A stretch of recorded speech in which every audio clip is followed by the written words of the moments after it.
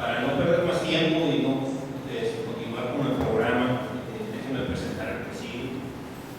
Nuestro invitado de hoy, Alfonso Durazo Montaño, viene a explicarnos. Gracias por vernos. Sí, viene a explicarnos el tema de economía de Estado.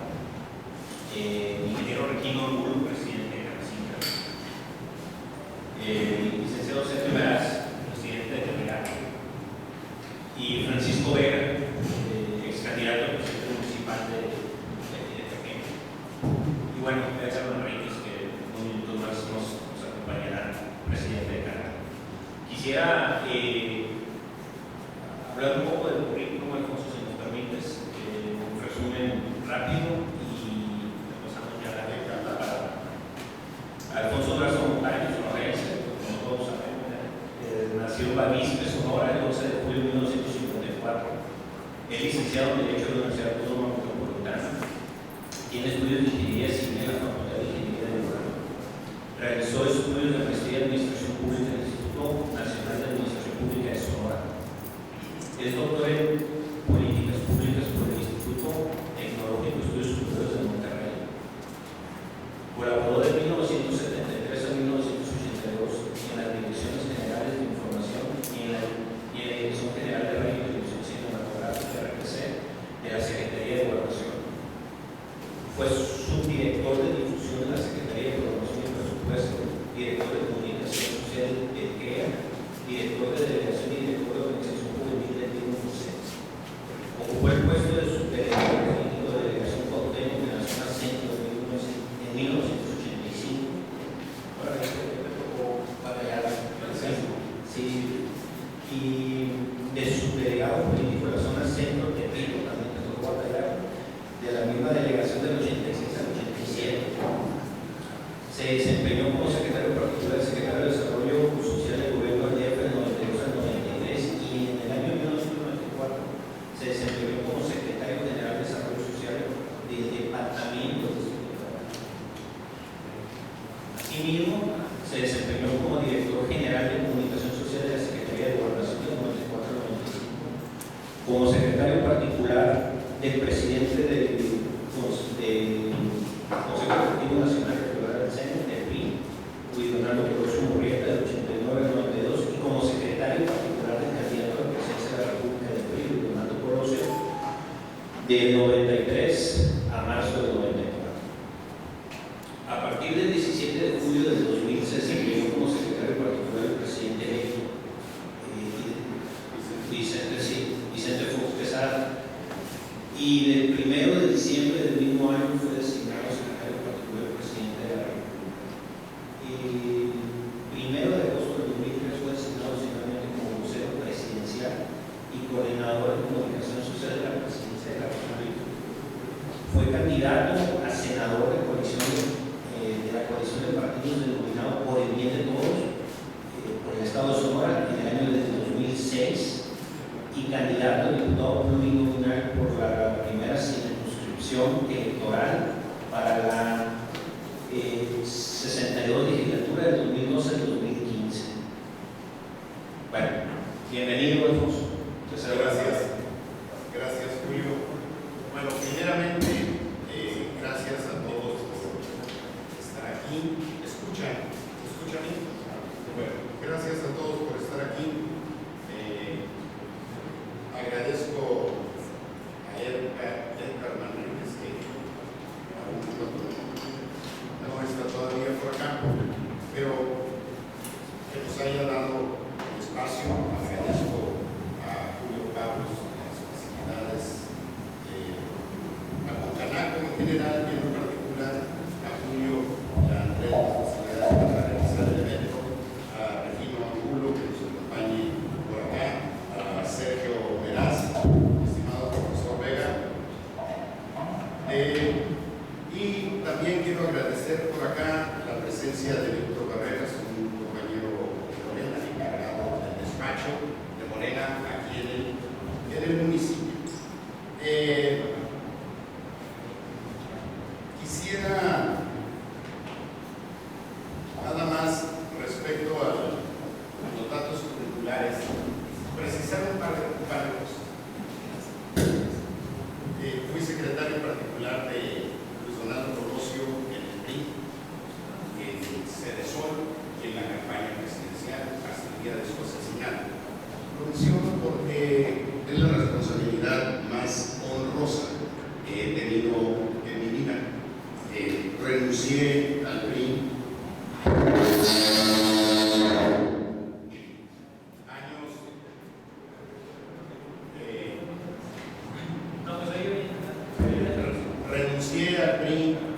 años después del asesinato de Luis Donaldo Colosio, creo que lo debía haber hecho de inmediato. Sin embargo, renunciar a un partido para quien ha sido militante comprometido, que ha realizado trabajo de base, que no llevó al partido a buscar negocios, es realmente muy difícil. Tan difícil que me llevé 2 o 3 años pensándolo. Y como conocía la capacidad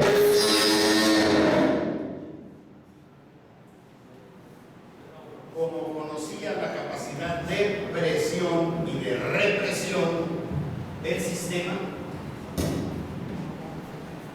por mucho tiempo tuve miedo y diferí la dirección hasta que la entraña se me llenó de valor y renuncié en mayo del año 2000 en una carta en la que dejé constancia pública de las razones por las que me retiraba.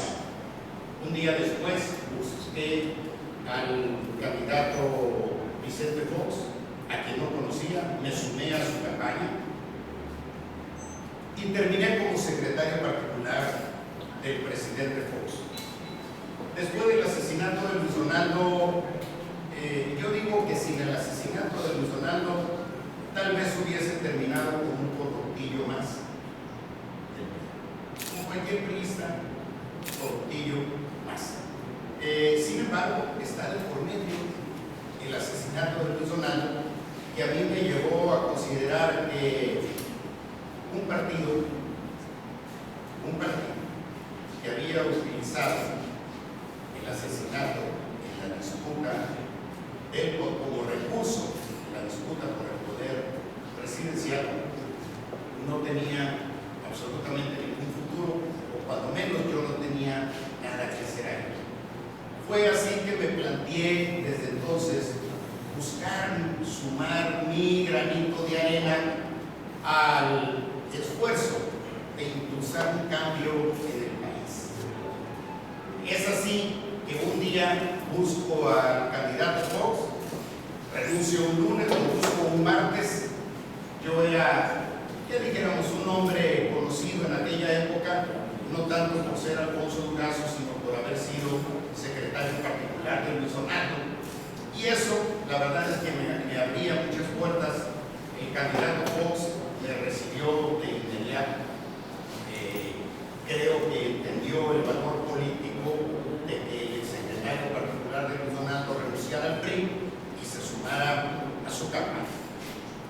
Ganamos con una propuesta de gobierno que emocionó a millones de mexicanos y que lamentablemente, una vez en el poder, decepcionó a millones de mexicanos. Uno entre esos millones de mexicanos, su servidor. Es así que 3 años después, 3 años y medio después de haber sido designado secretario particular del presidente Fox, y luego el presidente me sumó 2, 3, 4 cosas más agregadas a la secretaría particular, es decir, vocero, director de comunicación social, ya no me acuerdo qué otras cosas más.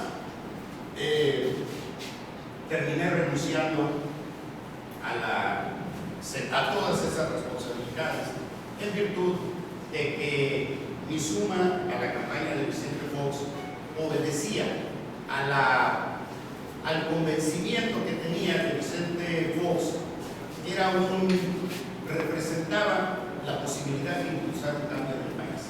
Pero cuando empecé a ver desviaciones en el ejercicio del poder público, cuando empecé a ver que no me voy a sentir, jóvenes, mejor acá, un poquito más cerca de ustedes, cuando empecé a ver que no solo había desviaciones, sino que había corrupción en la misma proporción incluso que la corrupción que había caracterizado a los gobiernos priistas. empecé a tomar distancia hasta que llegó un momento en el que presenté la renuncia. Para esa fecha, ¿se van a acercar? Para esa fecha, ya una buena parte de los mexicanos que habíamos acompañado a Vicente Fox en campaña, ya se habían retirado. Les voy a dar un dato dramático. ¿Cuál creen ustedes que fue la razón fundamental por la que el año 2000, como decíamos en aquel entonces, sacamos al PRI a patadas de los pies? La razón fundamental. Échenle. Corrupción. Hartazgo. Pero producido por la corrupción, pues les tengo una mala noticia. Fíjense que en el año 2000 los niveles en México estaba rankeado en el lugar número 53 del índice mundial de corrupción. Mientras más abajo, menos corrupto. En el primer lugar andan Islandia, Finlandia, Noruega, Suecia, Australia, Nueva Zelanda. México estaba en el lugar número 53. 12 años después del honestísimo PAN en el poder, Felipe Calderón dejó a México en el número 100 del ranking mundial de corrupción. En 2012, cuando México estaba en el lugar número 100, el Egipto de Mubarak, que se había levantado contra él por corrupto, estaba en el lugar número 92. Y antes que México, en el lugar número 99, estaba Burkina Faso. No aspiro a que sepan dónde está. Yo tampoco lo sé. 8 meses después de inaugurado el gobierno de Peña Nieto, estábamos en el lugar número 107. Y es probable que en este ratito se nos hayan desactualizado las cifras, porque la corrupción en el país está a todo lo que da. Entonces, el sector privado, el Centro de Estudios Económicos del sector privado, su brazo intelectual en materia de estudios económicos, estiman que la corrupción nos cuesta a los mexicanos el 9% del PIB. Si el Producto Interno Bruto anda alrededor de $1.200.000 millones de dólares, 250.000, 260.000, el 9% son alrededor de 110.000 millones de dólares, lo que nos cuesta a los mexicanos la corrupción. Andrés Manuel, moderado, la estiman, jóvenes, la estiman en 500.000 millones de pesos. Pero hace 2 semanas acaba de salir una cifra del Banco Mundial. Y el Banco Mundial, por su metodología, por el reconocimiento académico, es irrefutable en sus mediciones. Pueden decir lo que quieran de los datos que demos en Morena, pero del Banco Mundial descalificarlo es casi imposible. No conozco yo, cuando menos, de una descalificación, y habla de que la corrupción nos cuesta a los mexicanos 750.000 millones de pesos al año. Y aquí empiezo a entrar a la parte económica de la propuesta de Morena, unos 2 o 3 lineamientos estratégicos, y si les interesa, damos tiempo para algunas preguntas que me puedan a mí llevar a responder con mayor precisión sus inquietudes. Si a la corrupción le sumamos 300.000 millones de pesos, que estimamos, estos sí con datos de Morena, descuéntenle lo que quieran, derivado de un programa de austeridad que es fundamental en Morena, reducir al 50% las percepciones de los altos funcionarios públicos hasta nivel de director general, cancelar gastos de representación, guaruras, viajes privados, aviones, todo eso, quisiera decirlo con las palabras así de mi entraña, con las que fuera. Vamos a ahorrar 300,000 millones de pesos, que aunado a lo que recuperemos con un programa eficaz de combate a la corrupción, podríamos disponer, sin meterle la mano al bolsillo de los contribuyentes, de alrededor de 1 billón de pesos para financiar al gobierno. ¿Por qué Andrés Manuel sí podría ser eficaz en el combate a la corrupción? Por una razón muy simple: porque no ha sido beneficiario. ¿Por qué Peña Nieto no puede? Porque ha sido beneficiario. El problema de la corrupción no es la corrupción de ventanilla, no es el policía corrupto de crucero, es la gran corrupción. Y esa se arregla allá arriba, se administra en Los Pinos, se administra en el Palacio de Gobierno de Sonora, se administra, toda proporción guardada, en el Palacio Municipal. No quiero ofender a nadie, pero esa es la realidad de nuestro país. Entonces, creo que Andrés Manuel, se diga lo que se diga, se le han atribuido casas en las lomas que nunca han salido. La casualidad es que de inmediato salió la Casa Blanca del presidente, la Casa Blanca de Videgaray, la Casa Blanca de no sé quién. Andrés Manuel, jamás. Departamentos de sus hijos en Miami, jamás. Jamás. Porque se diga lo que se diga, no obstante la desinformación de los medios de comunicación asociados a los grandes intereses, no obstante los prejuicios que han sembrado, no obstante las campañas que lo han etiquetado como un gran peligro para el país, les voy a decir 2 o 3 características de Andrés Manuel. Es un agente de una honestidad intachable. Intachable. Es un agente con una profunda sensibilidad social por razones de origen. Una familia molada, un pueblo pequeño, abandonado allá en la Sierra de Tabasco.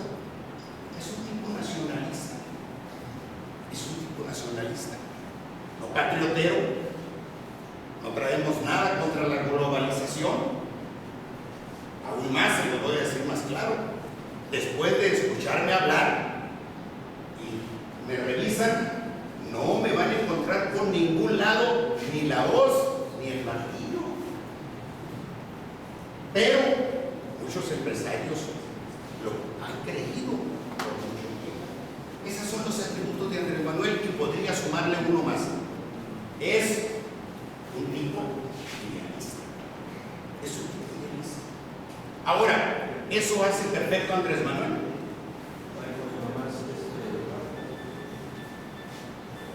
No sé si más adelante como ves del programa, pero el tema era hablar de distribución de declaración del presupuesto de egresos de la Federación y la demostración de la Cámara de Diputados. Sí. ¿No más? Ok. A ver. Bueno, yo venía con la idea de presentar el programa, las líneas estratégicas del programa económico, pero como el eje del programa económico social tiene que ver con los ahorros que vamos a generar con el programa de austeridad y el combate a la corrupción, no les vengo a vender a Andrés Manuel, pero les digo por qué podemos ser eficaces en esa tarea, porque Andrés Manuel es un agente honesto. El segundo punto del programa sería consolidar, retomar la responsabilidad social que debe cumplir el Estado, que cuesta mucho dinero, pero ¿con qué la financiaríamos? Con los recursos ahorrados de la corrupción y del programa de austeridad. ¿Cómo manejaríamos la economía? La economía la definiría las líneas estratégicas del manejo económico un consejo económico y social integrado por personalidades del sector privado, del ámbito académico universitario, artistas, politólogos, intelectuales, no lo sé. Eso sería ya modalidad de una ley. Voy a... Ay, mi estimado Julio, lograste sacarme de balance, qué barbaridad. Lo que pasa es que Alfonso No te se ha hecho la preocupes. promoción No te preocupes. Voy a retomar. Tenemos ya el programa social del Consejo de Política Económica, cero desequilibrio fiscal, cero impuestos, porque si vamos a recuperar por vía de austeridad y combate a la corrupción 1 billón de pesos, no tenemos necesidad de meterle la mano al contribuyente. Propondríamos modificar la responsabilidad del Banco de México para complementarla con la que hoy tiene de controlar la inflación, que sea también su responsabilidad impulsar simultáneamente el crecimiento económico. Creo que, bueno, estos son los puntos fundamentales de la parte económica. Si alguno de ellos les interesa con mayor detalle, lo platicamos. Recientemente se aprobó el presupuesto de la Federación. El presupuesto lo envía el presidente el 8 de septiembre, la Cámara de Diputados tiene que aprobarlo el 20 de octubre, la Cámara de Senadores, la ley de ingresos, el 31 de octubre, y luego la Cámara de Diputados tiene que aprobar el presupuesto el 31. ¿Esas fechas son por ley? Sí. Ok. Constitucional. No. Constitución. Son disposiciones constitucionales. El 15 de noviembre, a más tardar, del año anterior al ejercicio fiscal sujeto a la ley. El presidente puede, al enviar una iniciativa, puede enviarla a cualquiera de las cámaras. ¿A cuál de ellas escoge? Aquella donde su partido tenga mayor número de representantes populares. ¿Por qué? Porque se le facilita sacarla adelante. Nada más que en el caso del presupuesto, de la ley de ingresos y el proyecto de presupuesto, es responsabilidad exclusiva de la Cámara de Diputados.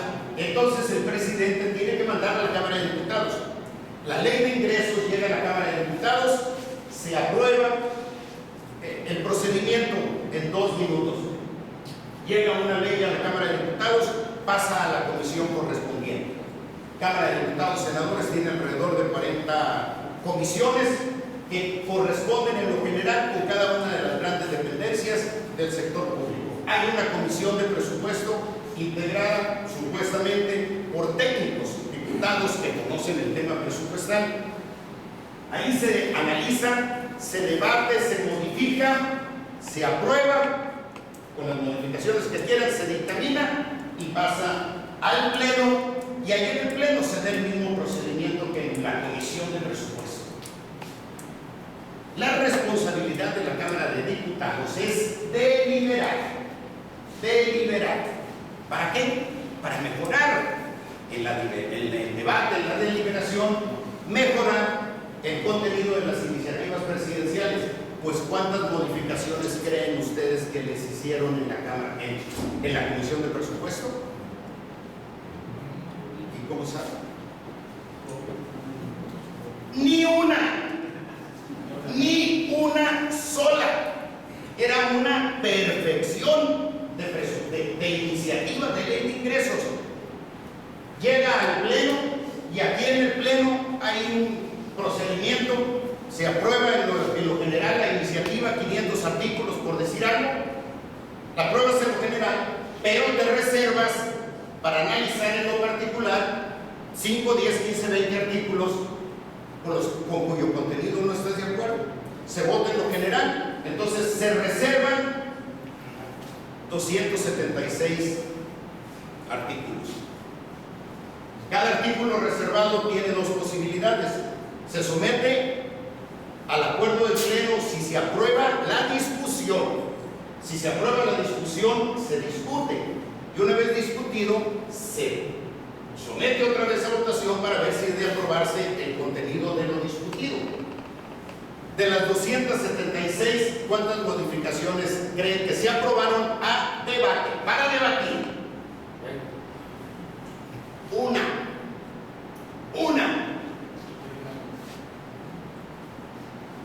Regresa al pleno, se vota, sale a la Cámara de Senadores y sigue el mismo procedimiento: comisión de presupuesto, análisis, debate, dictamen. Aquí en la comisión de presupuesto del Senado, ¿cuántas modificaciones? Ni una. Regresa al pleno y la misma que la Cámara de Diputados, ya no es. Ni una. No puede ser. Y aquí voy a hacer un paréntesis que, aunque no está relacionado con la cuestión económica o presupuestal, les va a permitir entender a ustedes por qué hay reformas estructurales ineficaces. Porque se aprueban así, como llegaron, sin ninguna modificación.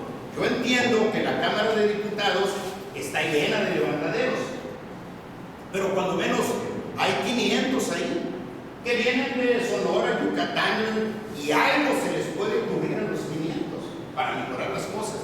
Pues fíjense ustedes, una de las reformas más debatidas actualmente, rebatidas, es la reforma educativa. Sé que la mayoría de ustedes estarán de acuerdo con ella, espero que sea por ignorancia, porque no es en realidad una reforma educativa. Voy a cerrar pronto el paréntesis, me trae corregido.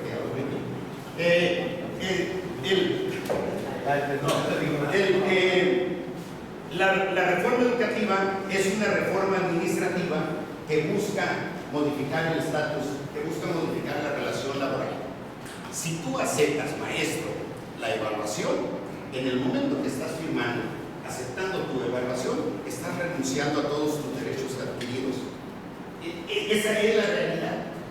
Porque si fuera una reforma educativa, hubiese tenido que comenzar por romper la relación corporativa entre el CENTE y el CENTE, de tal manera que los maestros afiliados al CENTE no tuviesen la responsabilidad de dar resultados electorales al CENTE.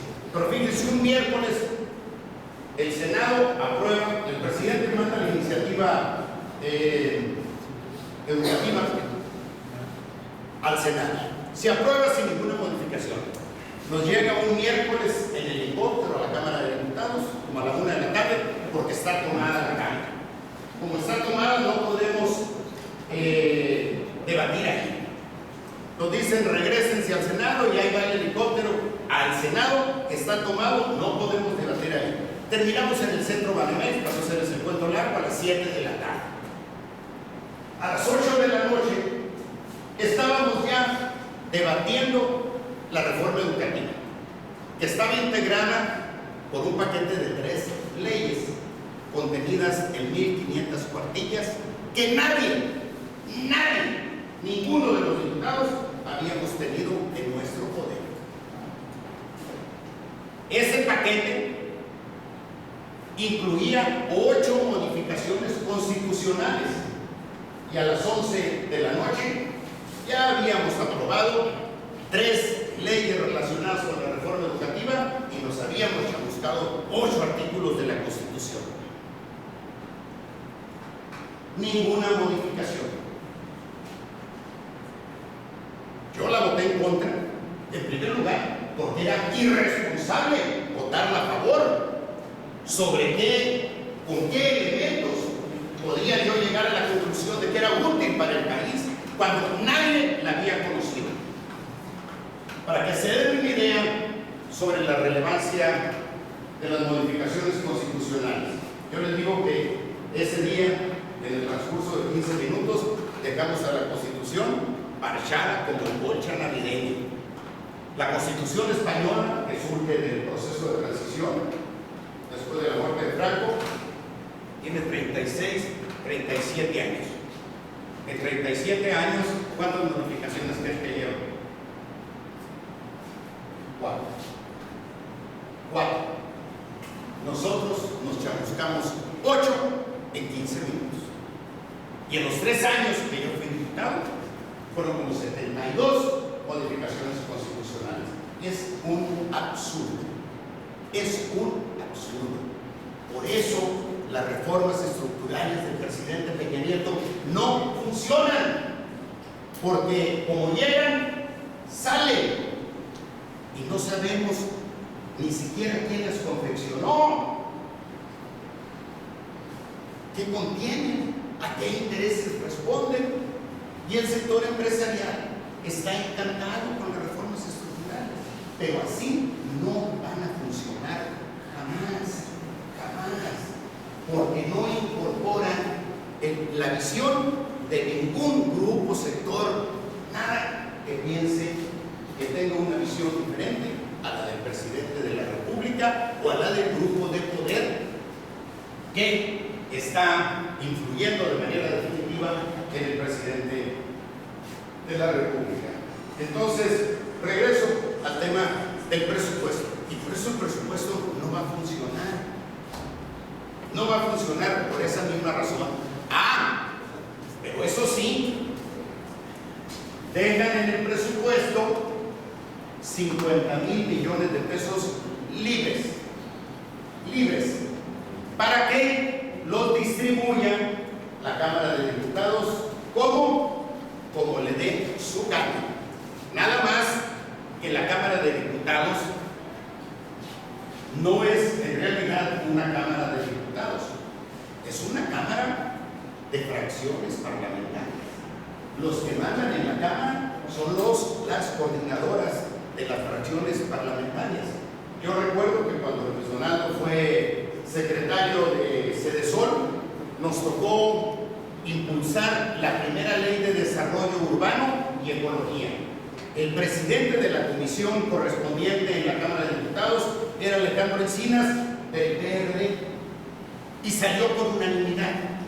Pero hicimos un trabajo extraordinario. Y recuerdo que Luis Donaldo, cuando nos reunía para ver cómo iba la negociación con la Cámara de Diputados, siempre nos decía, perdón, pero así lo decía, cuiden muy bien a la Cámara, cuiden muy bien a la Cámara, porque ahí el más pendejo es diputado federal. Ahorita ni el más vivo es diputado federal, ni el más vivo. Entonces, esos 50,000 millones de pesos se ponen de acuerdo los coordinadores parlamentarios. Les estoy hablando de la verdad. No, esto no es de libros, esto es lo que yo viví. Se ponen de acuerdo los coordinadores parlamentarios y ¿qué hacen? En proporción, a ver, el PRI tiene el 30% de los diputados, échame el 30% de los 50,000 y yo voy a decidir. El PAN tiene el 40, échame el 40. Y nadie se mete. Ellos van a decidir a quién, cómo, cuándo, dónde, y todo el mundo en complicidad lo van a votar a favor. Entonces, después de que ya sabes cuánto se va a repartir cada partido, viene un pillo representante de cada uno de los coordinadores parlamentarios con el presidente municipal de Hermosillo, de Obregón, de Guaymas, de donde les dé su gana. Han salido muchos casos. Y es muy difícil, y habiendo salido tantos testimonios, no sé, llegan y te dicen, a ver, presidente, yo te puedo conseguir 1,000 millones de pesos para tus obras de infraestructura hidráulica, lo que quieras. ¿Con quién? Pues sí, échamelos. 30%. Y además, te voy a decir quién va a construir. Esa es la mecánica. Por eso es que el presupuesto no se modifica. Pero también por eso es que no va a funcionar. Ahora, yo sé, ustedes como sector tienen afinidades ideológicas con un partido, con otro, más con uno, menos con otro, objeciones con uno, etcétera, etcétera. Es su derecho. Nada más que también como ciudadanos tienen una responsabilidad: elegir a sus representantes.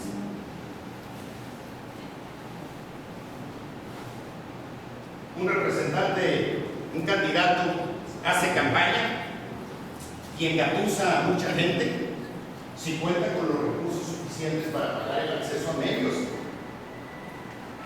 y los convence de una propuesta que no tiene absolutamente nada que ver con la realidad, y votan por él. Pero si ese candidato gastó millones y millones de pesos en convencerlos artificialmente de la conveniencia de votar por él, no debería de sorprendernos que una vez que llegan a cumplir con su responsabilidad oficial, la incumplan y los dejen colgados de la brocha. Aquí el asunto es que la ciudadanía tiene que aceptar su responsabilidad, porque el problema de la Cámara de Diputados, contra lo que difunden algunos sectores del sector privado, algunos intelectuales, dicen: bajemos de 500 a 400, cancelemos los plurinominales, que es la gente más preparada de la Cámara. Los plurinominales, que no ganan una elección, pero pueden redactar una ley. En cambio, los que ganan una elección no pueden redactar una ley. Entonces, se complementan. Pero ¿cuál es el problema de la Cámara de Diputados? El número de levantaderos. ¿Cuántos levantaderos creen que hay en la Cámara de Diputados? 500. No es cierto. 460, 70, 75. No menos, no menos. Entonces, reducir el tamaño de la Cámara de 500 a 400, ¿qué significaría? Ahorrarnos 1,000 millones de pesos en presupuesto de la Cámara, que no es despreciable, pero resuelve el problema. No. ¿Por qué? Porque vamos a dejar a 400 levantaderos. La Cámara de Diputados como institución es imprescindible. Lo que no sirve no es la Cámara como institución, son las diputadas, las legislaturas. La Cámara de Diputados, si cumpliera su función de equilibrio y vigilancia de las actividades del Ejecutivo, estaría bien justificado que nos costara 5,000 millones de pesos. Lo que no está justificado son los 5,000, ni 1,000 siquiera, si la Cámara de Diputados no cumple con la responsabilidad constitucional de ser factor de equilibrio de los eventuales abusos del Ejecutivo.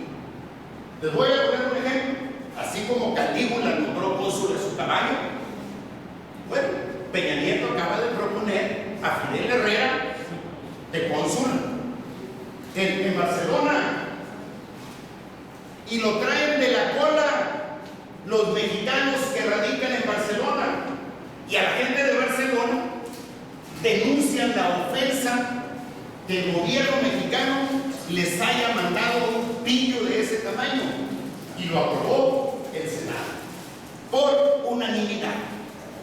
¿Por qué? Porque es una iniciativa, una propuesta del presidente. Como están enredados a levantar la mano, la solución es que los ciudadanos,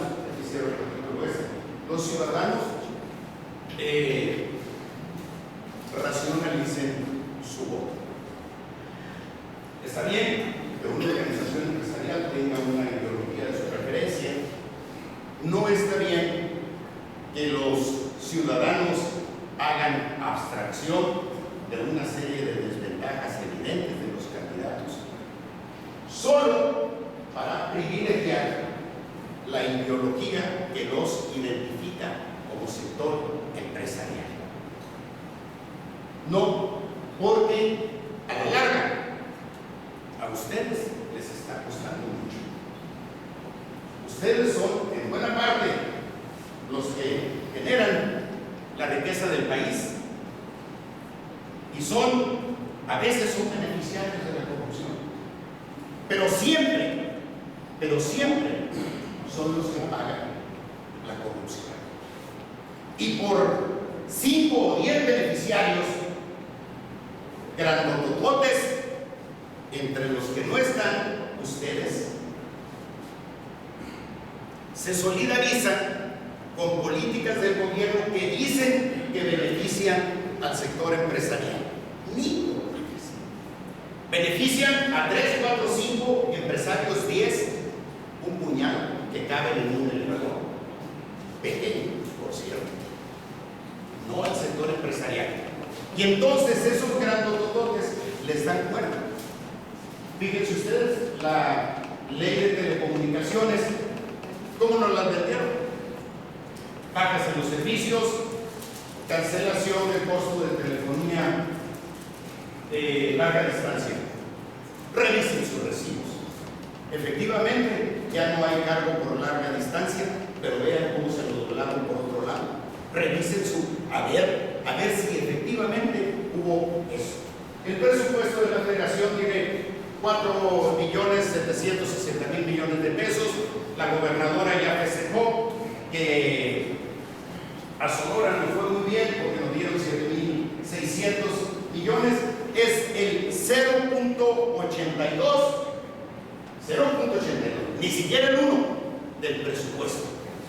O sea, el buen plan que para conseguir ese recurso no necesitamos ni gobernadora, te llega solo, porque si el presupuesto de la Federación es tan grande, no puede ser que a un estado que represente en términos económicos poblacionales un 5% de la, no sé, de la riqueza nacional, ese dato lo estoy inventando, pero de la población no puede ser que no se corresponda la aportación que se le hace al Estado por lo que el Estado representa en términos demográficos y en términos económicos. Bueno, jóvenes, he estado saltando de un tema a otro, a veces de manera libre, a veces de manera sugerida, pero miren, aquí la dejo. Si hay, Julio, eso es una broma de mi parte. Gracias por la confianza. Si hubiese alguna pregunta, como decía Bertrand Russell, un día que se le acercó el premio Nobel, que se le acercó una reportera muy guapa y dice: señor, ¿me permitiría me contestaría algunas preguntas? Por supuesto, sepa o no del tema. Así es que cuenten conmigo, sepa o no del tema. Alfonso, sí. Creo que no disfruto, estoy relatando mucho, ¿no? Porque tenía muchas No. preguntas, no para cortar el rollo. No. Es que sí No. hay muchas cosas interesantes y quisiera uno la Sí. historia. Pues son 3 etapas diferentes, muy interesantes. Esta es una etapa donde los partidos mandaban. Luego brincas a otra etapa donde sigues estando donde el partido gobierna, pero ya no manda. Y ahora estás en otra etapa, si bien es cierto, está el gobierno mandando un acuerdo con el segundo partido más grande, pero ya estás tú en otra posición. O sea, estás fuera de tus acuerdos. Yo creo que muchos tenemos muchas preguntas en cada una de las etapas, pero para evitar hablar de más, quisiera ir al tema de los moches. Sí. El tema de los moches ahí está, sí, como sabemos, lo vemos, pero ¿por qué no se ha combatido? O sea, me imagino que es muy sencillo. Si llegó un recurso de 1.000 millones a KGM, pues ahorita que se pagó esos 1.000 millones, debe haber separado un servicio, un XY, algo, ¿no? Si no, puede ser, se puede hackear la noche, ¿no? Sí. Desde la perspectiva empresarial, de administración de una empresa, es muy fácil. Desde la perspectiva política, no, porque todos los que participan en el proceso están protegidos por una complicidad. Entonces, no es fácil. Tienes que romper el círculo vicioso y la única manera de romperlo es, fíjense ustedes, que llevemos a la presidencia de la República a un presidente o a una presidenta honesta, que no sea beneficiario de la corrupción, porque al no reclamar su parte va a poder evitar que el resto obtenga la suya. Así de simple y así de difícil. Desde el punto de vista de la federación, sí me queda claro. Desde el punto de vista de los legisladores, porque los moches, me refiero a esos moches, no a la mochada en general, que es más dañina todavía. Sí. Pero me refiero al tema de los moches a los legisladores, porque eso ya es. Lo que pasa es que a los legisladores, a los de suelo, a los que se mueven a ras de suelo ahí en la Cámara de Diputados, que no tienen ninguna relevancia política ni nada, De esos 50,000 le tocan 20 millones a cada uno. Y de ahí saca su parte, de ahí saca su cochecito y además puede cumplir en su pueblo. Hay unas oblitas de pavimentación y cosas. ¿De cuándo nace eso? ¿Siempre toda la vida el legislador ha sido gestor de recursos? No, yo tengo la impresión que inició en el gobierno del presidente Fox, pero no por responsabilidad del presidente Fox. Fíjense, no por responsabilidad de él, sino porque en la primera legislatura del presidente Fox, estoy haciendo memoria, 2003, el PRI era mayoría en la Cámara de Diputados. Y entonces, antes que no se atrevían a moverle una coma al presupuesto como ahora, se lo hicieron giras al presidente Fox. Y entonces dijeron, ¿qué necesidad tengo yo de que diga al secretario de Hacienda que me ayude a resolver problemas, a darle obras o a conseguirles obras a mis cuates? No, aquí nos vamos a apropiar de la decisión de redistribuir el presupuesto. Yo creo que ahí comenzó.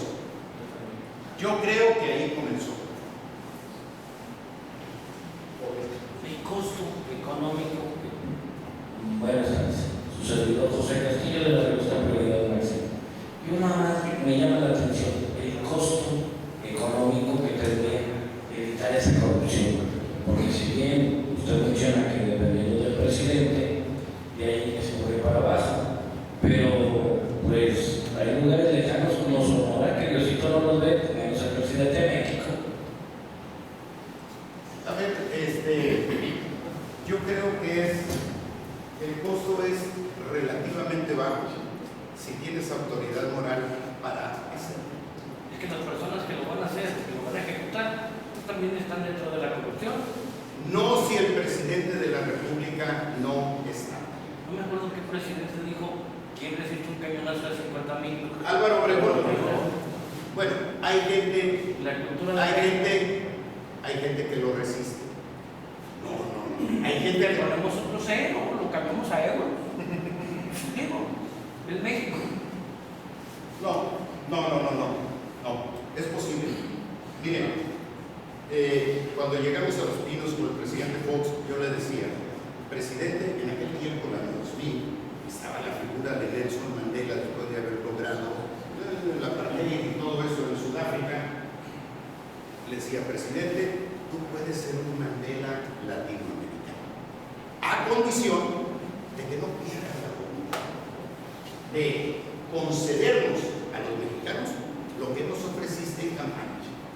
Y ante la eventualidad de que no lo logres por falta de fuerza política, por falta de habilidad, falta de ideas, por lo que quieras, pero si no pierden la voluntad, nos queda el recurso de echarle la culpa al PRI. ¿Por qué el presidente no lo pudo hacer? Los cambios que se proponían. Porque se metió en los negocios, él o sus familiares, y perdió la voluntad política. Y al perder la voluntad política, deshizo la autoridad moral, que era la fuerza en la que sustentaba el presidente su poder. Recuerden que cuando llegó el presidente Fox a Los Pinos, era euforia nacional. Euforia. Y sacó solo el 42% de los votos.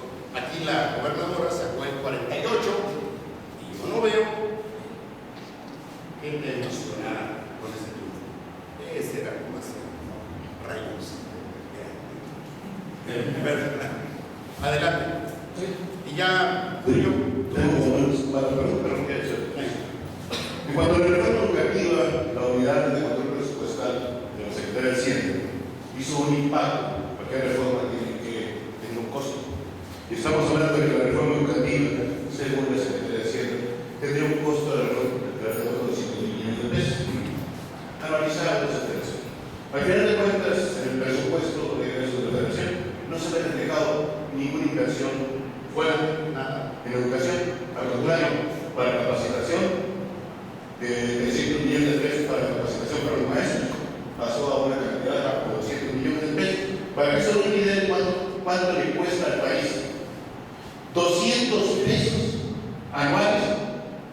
viene del gobierno para la capacitación de los maestros, 200 pesos anuales. Para educación media superior, aplica nada más 150 pesos. Y para educación superior, 4.200 pesos anuales. Hay un espacio, la reforma educativa de la educación básica. Y entonces, si estamos hablando de cerca de 200.000 millones de pesos, esta reforma está destinada al fracaso porque no hay recursos presupuestarios suficientes y echarle la culpa a los trabajadores de educación creo que es incorrecto. Cuando se evalúa al maestro, cuando un empresario evalúa a sus trabajadores, está evaluando la capacitación que les ha otorgado, la preparación como que no, y la capacitación que está dando. Y yo lo evalúo, y si lo evalúo, oye, pues estoy fallando la capacitación, tengo que buscar un mecanismo porque lo que estoy contratando para capacitar a mi personal está fallando. Pero aparte, si yo evalúo al alumno, inmediatamente saca los resultados del médico evalúo y los maestros. Creo que cuando se evalúa a los alumnos, se evalúa al sistema educativo nacional. Y el sistema educativo nacional son los maestros, son la infraestructura educativa, son los planes de programa, son los centros de formación para los docentes, etc. Tiene muchos componentes el sistema educativo. Y si estamos mal, si se evalúa un alumno y está mal, tiene mucho que ver el entorno de muchas situaciones y no se trata de satanizar a los maestros. Pero otro punto que quería comentar, tengo una reflexión sobre la reforma educativa, porque yo creo que esta reforma educativa en el próximo sexenio, el primer maestro que vayan a correr no podrá suceder en base a la ley en ese sexenio. Para que lo pase adelante. Y luego lo otro, Sonora, presupuesto federal, sabemos que el 95% del presupuesto que ejercen los estados son recursos federales. El otro 5 son ingresos económicos. ¿Qué es lo que sucede? Pues tenemos una auditoría superior de la federación que tiene una transparencia presupuestaria, que es lo que tenemos que ver con los procesos de corrupción. La gobernadora, cualquier gobernador, hoy tiene una mejor posibilidad, porque el costo de la corrupción, como usted menciona, decís, ¿sabes qué? Bueno, voy a invertir 100 pesos en infraestructura, voy a invertir 100 pesos para proyectos, para financiar al sector productivo, etcétera, etcétera. Pero invierto 100 pesos, pero 100 pesos, en realidad con 40 y 60 se van muchos. Pues puede estar cualquier fácil, los 100 pesos que lleguen, pues de esos 100 no vas a entrar a corrupción, como tú te lo reduzcas y te queda el 80, te queda un 40%, mete el 20% más, 20 pesos adicional y lo otro para pagar los pasillos que tienes con todo eso. Entonces, creo que ya está el presupuesto aquí en Sonora. Esa comisión de fiscalización tiene que ser muy clara. Tienen que resarcir el daño patrimonial. Si no resarcen el daño patrimonial, aquellos que en un momento determinado hicieron mal uso del presupuesto, ¿sí? Creo que el camino está claro. ¿Sí? No se trata de más allá de lo evidente. Simplemente, ¿qué es lo que debe reclamar la sociedad? Que el peso que lleva como presupuesto, ese peso se vea reflejado en el gasto. Y aquí vemos muchas obras que se hicieron sobrevaluadas, etcétera, etcétera, obras que nos hicieron. Todos los aspectos que tienen que ver con la corrupción, de todos los aspectos que tienen que ver, todos quienes son los gobiernos de todos, de pagar de servicios no otorgados, de obras incluso pagadas totalmente. Hoy, ¿cuál es la estrategia? A todos los que se les deben, vamos a ver si es cierto que existen los derechos, que existen, y a ver si te lo debo, y aún más, no nada más a eso. A los que ya les pagué, hay que revisar, invirtieron tantos, como dice el secretario de Hacienda, con un software, que se lo compró un pariente o alguien por allá, lo compró tantos millones de pesos, y luego lo metió en una cantidad exorbitante, con eso. Y entonces, ya para terminar, les creo que es importante que para la sociedad tenemos que trabajar con un concepto de gobernanza. El gobierno debe ser sensible, de hecho, así es. Ya está sujeto a muchas cosas. Por ejemplo, el GANACO debe ser un medio para que los gobiernos tomen las acciones y puedan decidir ustedes en las políticas públicas, tanto federales como estatales. Pero mientras no estemos organizados o no se organicen, simplemente será un organismo internacional los que influyen en las políticas